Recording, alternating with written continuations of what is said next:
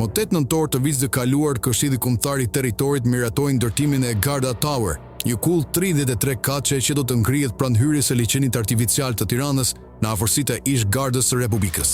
Projekti është marrë përsipër nga kompania Artek Group dhe Hasalami SHPK. Ortakët e Artek Group janë Lejk dhe Gjergj Abilaj, ndërsa Hasalami SHPK është në pronësi të Devis Hasalamit, djali Mehmet Hasalamit, zyrtar i lartë në Ministrinë e Infrastrukturës dhe Energjetikës.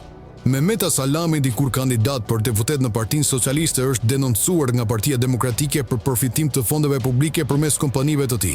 Sipas opozitës, ai ka përfituar rreth 4 miliard lekë nga kontrata shtetërore dhe miliona euro nga koncesione, ndërkohë që mban një post drejtues në administratën publike. Përveç kësaj, ka aksione edhe në Indocentralet Veleshica 1 dhe 2, në bashkëpunësi me Hamsi Smiling të kompanisë BE-IS.